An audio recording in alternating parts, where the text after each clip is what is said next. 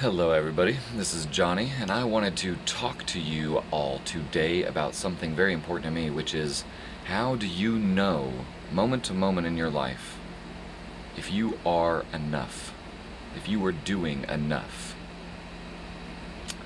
And this is a question that I've struggled with for years, because that was always sort of my path to salvation. It was like, well, if I just try real hard, then like things are gonna get better. Try real hard and things are gonna get better. But like, man, that caused it works until it doesn't. Okay?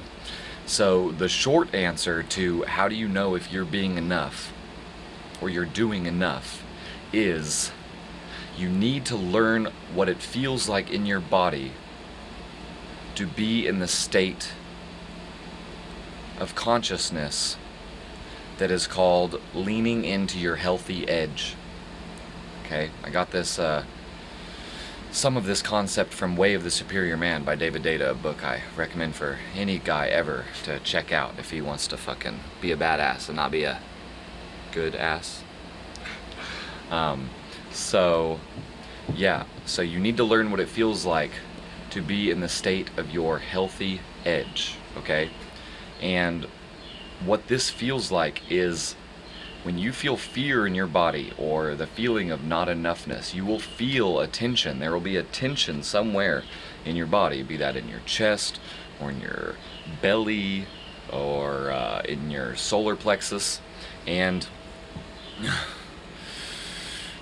you can push way past your fears and you can get some good results, but what I find is long term, if you were just sort of like willpowering your way through all of your fears, then those same fears are going to come up later. You may get better at overpowering your fears, which there is a value to that, but long term it's just easier to remove the obstacles that are in our way rather than get better at fucking climbing over them.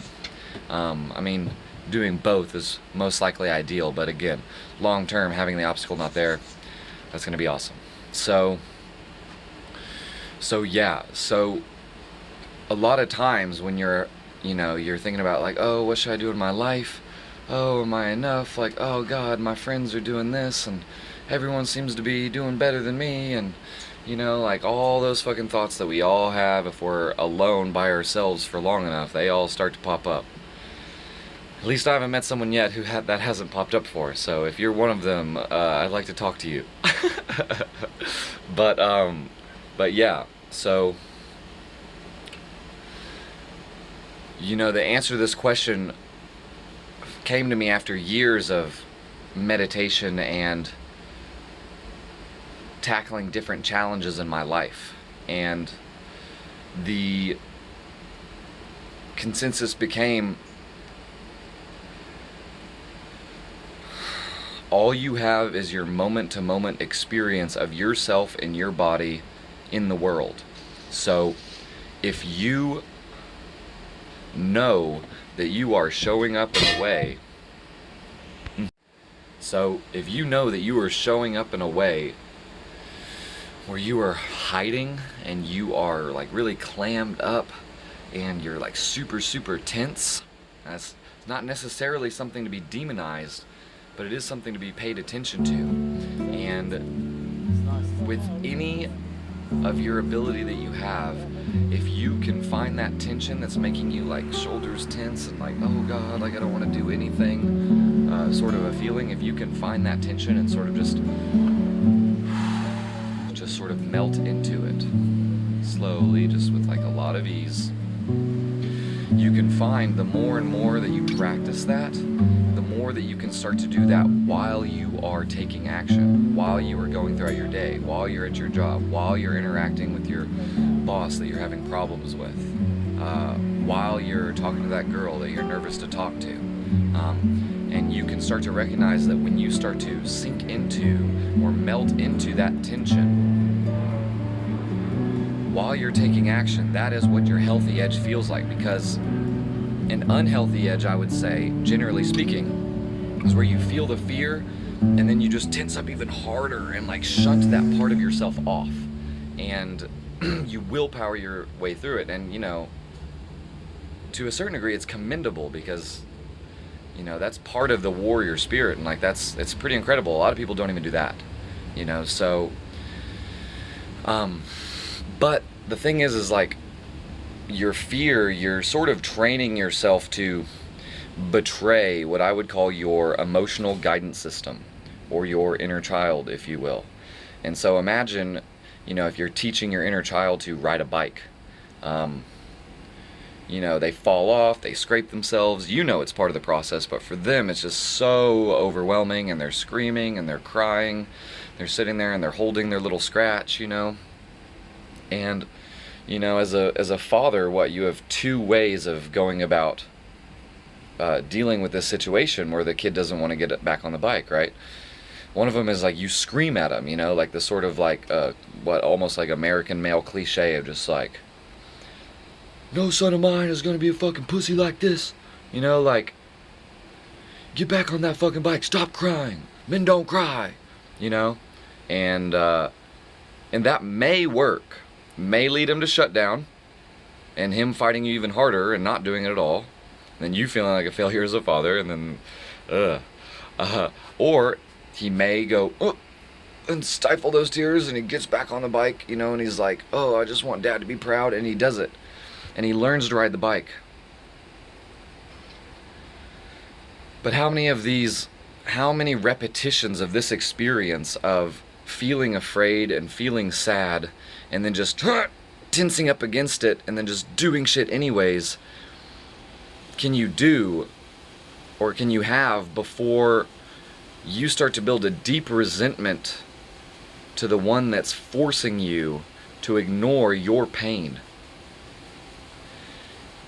And so when we're young, we're conditioned into this by often our parents or society or bigger kids, but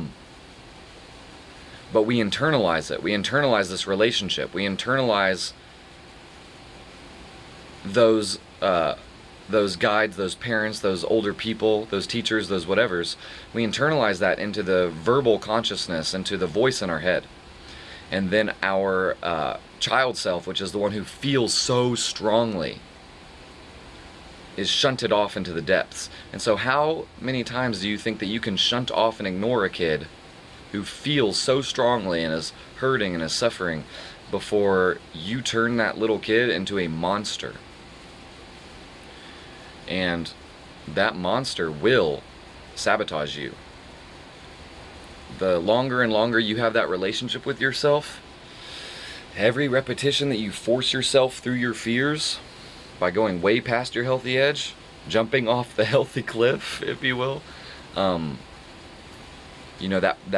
pressure of resentment builds and builds and builds and gets more tense and more tense and more tense and more tense, and it gets dark. And I've experienced it, if you couldn't tell. And I gotta say, long term, it's not sustainable. It's not a sustainable practice, and it feels like shit. And even when you accomplish the thing that you were trying to accomplish so that you could be enough, somehow it just still doesn't feel right. There's something off. And that not feeling right and that something being off, that's the deep gnawing of that inner child sitting there like in anguish, in anger, and like impotent, just like rage. And so you're never going to feel good enough by continuing to treat yourself that way. But going back to the analogy with the father and the child on the bike, if you see your child fall off, they're crying, you want to teach them how to ride the bike, this is a good opportunity for you to teach them how to stand up to adverse challenges. Well, so first option is yell, scream at them, get them to fucking shunt off all their emotions and their tears. The second one, which is better long term but takes a little bit more time and more attention in the short term, is you go up and you hold space for that child. You hold space, you soften your body, you soften your muscles, and you simultaneously convey, through just thinking it, through just feeling it in your body, you simultaneously convey two things. One of them is, it's okay to feel afraid. It's okay to not want to get back on the bike again. It's okay to feel that. It's okay to cry. It's okay to hold your wound. And then while you're holding that in mind, and it has to be sincere, you are simultaneously also giving a supportive energy, a sort of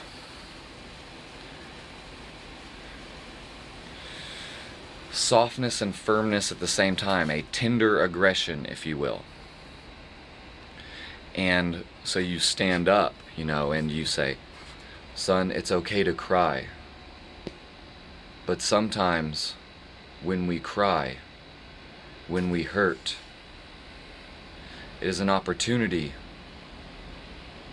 to become stronger, to hold that emotion and let it flow through us while we face our fears. Moving through our fears with softness and strength at the same time. And holy shit, if you keep practicing that relationship with yourself, compassion and a little bit of fire under the ass at the same time, versus anyone else you come across, you're going to be unstoppable.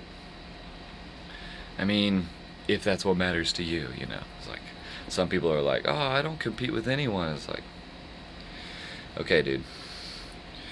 Everyone wants to feel special, but apparently you can't feel special by being the best in your field or the best at a particular skill set. I don't know. So people are funny. Lots of delusions. Wishful thinking. So, yeah.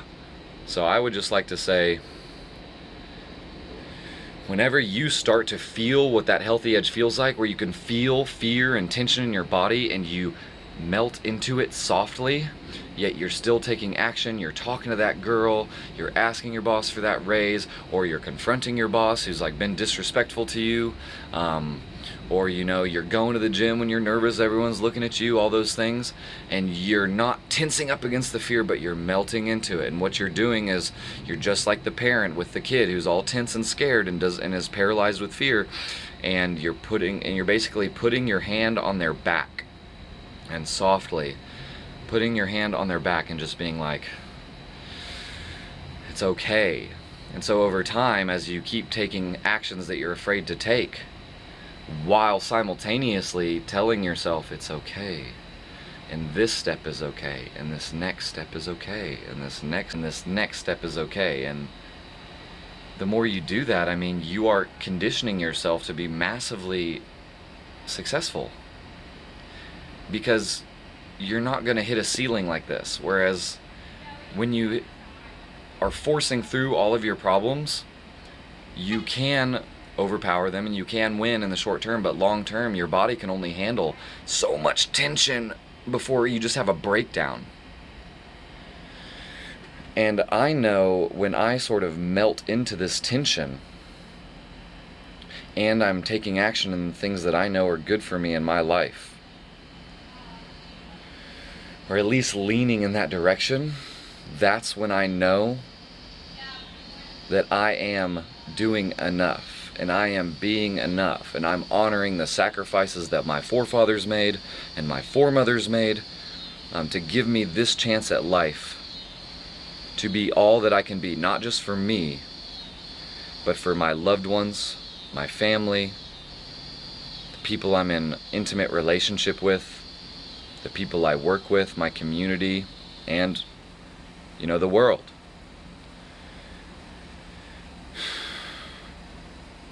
And it feels good when you show up at your healthy edge and you learn to live your life that way. Some people call that presence. I call it standing at your healthy edge. So I hope this gave any of you insight that was helpful. It's really helpful to me because, man, this is a fucking question that I struggled with hard for a long time. And, you know, I could go more into it, but this is the brief synopsis. So, find what that healthy edge feels like to you. Start meditating. Start meditating. Start looking for those feelings of tension in your body. Practice visualizing them melting, sinking into them, and then take that skill that you've built by meditating consistently, take that out into the world with you while you're taking the more difficult action and you're facing higher pressure. This was Johnny. If you like this video, I'm planning on making more. Hit the like button down below. Subscribe if you want. You know, if you want to hear me talk to you some more about some fucking esoteric yet really practical shit, yeah, hit that button. Love you guys. This is Johnny. Peace.